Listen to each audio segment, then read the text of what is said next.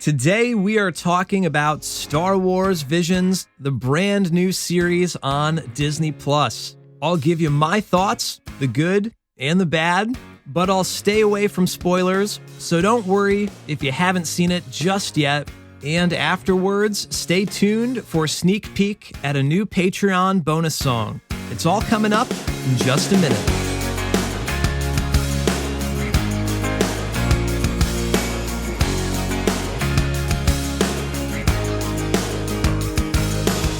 Welcome to the Royish Good Looks Podcast, episode number 28. My name is Roy, and thanks for joining me. Before we get into my review, I would love to hear what you thought of Star Wars Visions.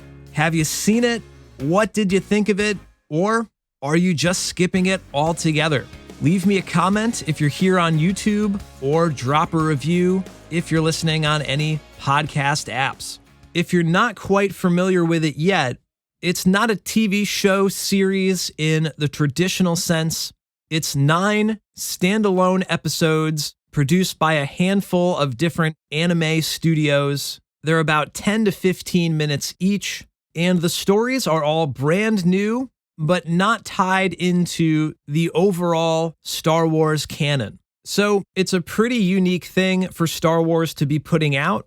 It's unlike anything else we've gotten in recent years. The most similar thing might have been the 2D animated Clone Wars series from 2003, which of course is also not canon now, but it's still a pretty cool series. So it's hard to really compare it to anything, but the one thing I've been trying to tell myself with all the new Star Wars stuff that's coming out is that it has the potential to maybe be the best thing Star Wars has ever done. Right after Force Awakens came out, I was so stoked on Star Wars. I'm pretty sure most of us were. And when Rogue One was following it up a year later, and it wasn't going to be part of a trilogy, it was a standalone movie, my initial thought was, this could be the best Star Wars movie ever. And that's not exactly my opinion of it now. But I do think it's one of the most unique Star Wars movies that we do have. So that's the way I'm trying to look at everything new that's coming out, movies or TV shows, trying not to judge a book by its cover and give it a fair shot and see what it's actually all about. And of course, Star Wars Visions is an anime series, and I've never seen any anime unless you could count Pokemon or Yu-Gi-Oh! That's the only type of stuff I'm familiar with. So I don't even know how to compare it to other shows within that same genre. But going in totally cold, the first episode stylistically was incredible. It's easily the coolest animation that I've ever seen. And in a lot of ways, this really stylized and over-the-top animation works really well with Star Wars and lightsaber duels and force powers. The first episode sets that tone really well, and then each subsequent episode is a different animation style from a different studio, and that's kind of the cool thing about Visions in general. There's a huge variety from episode to episode, so there's bound to be something for everyone.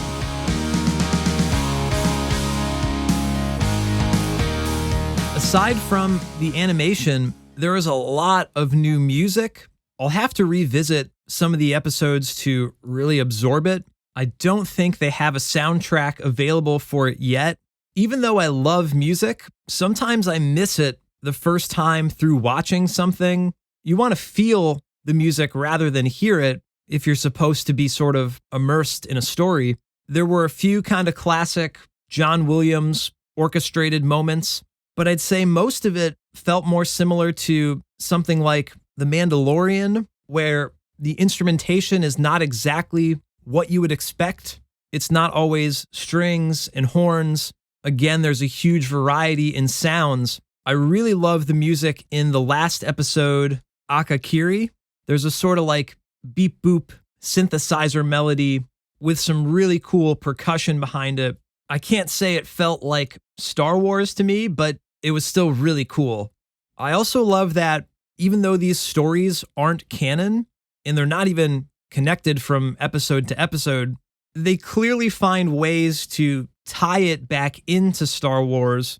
Of course, most of the stories revolve around the Jedi or the Sith or the Empire, which is kind of like a cheat code.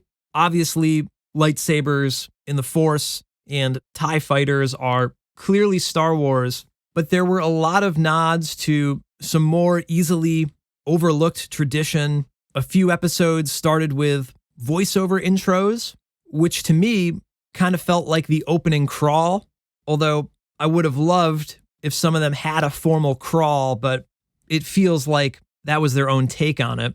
The 5th episode, called The Ninth Jedi, had a really cool opening scene. They panned down from the Vision's main title through space to some kind of space station. It felt exactly like it could have been from one of the beginnings of any Star Wars movie. So those are small things, but I appreciate that those were included to help it feel a little bit more grounded in the Star Wars universe. And of course, they reuse the line, "I got a bad feeling about this," in I think every episode. Even something as simple as that dialogue is an interesting way to make it feel like Star Wars, even though everything else is kind of brand new visually or sonically. Although the one thing that is like exactly the same are the sound effects. I don't know if they made new sound effects for Visions. I'm sure there's some new stuff, but obviously when a lightsaber ignites or a speeder bike goes roaring by, it's that classic sound that you're used to. And even though it's an anime style visual, it's hard to argue with that sound effect that you're so familiar with.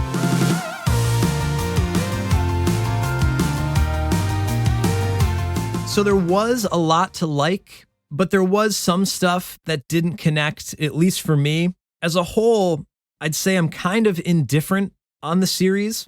I really only liked maybe 3 or 4 out of the 9 episodes.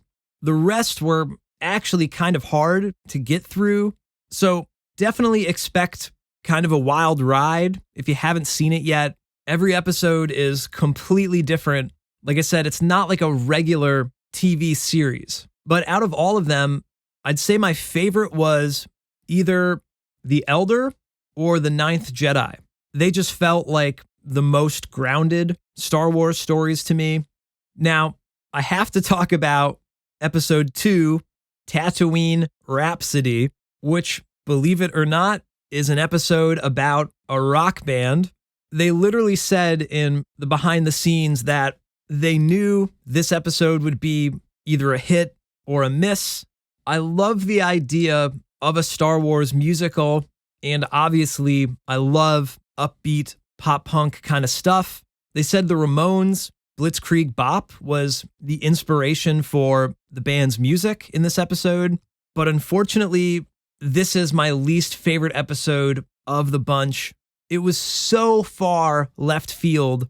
It's cute, but it's the least traditional Star Wars feeling, and especially because it's the only episode that features established characters, as far as I know. So it's just odd, and I can't blame them for taking the chance.